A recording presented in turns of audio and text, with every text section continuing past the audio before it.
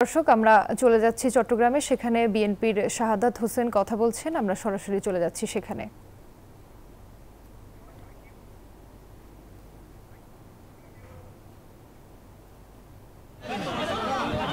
ধন্যবাদ আপনাকে।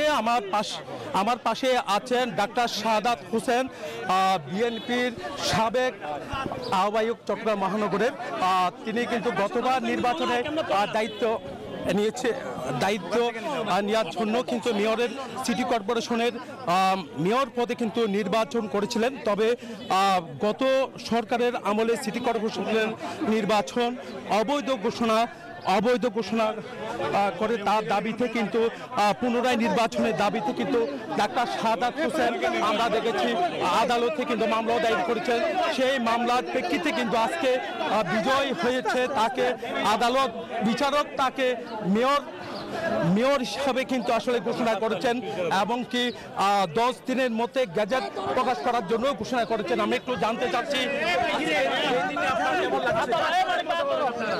ইনশাল্লাহ এই খুশি শুধু আমার না, এটা চট্টগ্রামের বৃহত্তর জনসাধারণের খুশি। কারণ তারা আজকে দেখেছে বিচার বিভাগ স্বাধীন এবং আইনের শাসন আছে এবং সারা বাংলাদেশের গণতান্ত্রিক মানুষের এটা বিজয় হয়েছে বলে আমি মনে করছি। গত নির্বাচনে কেমন অবৈধ নির্বাচন হয়েছে বলে মনে করছেন? কেন আপনি মামলা করেছিলেন? যেহেতু এই নির্বাচনটি ইভিএম এ তারা করেছিল, কিন্তু রেজাল্টটা দিয়েছিল হাতে লিখে।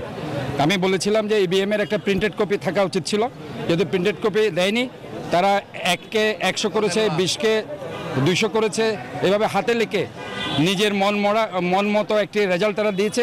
আমি সেটা বলেছি, এটা মানি না এবং এই জন্য আমি মামলাটা করেছি।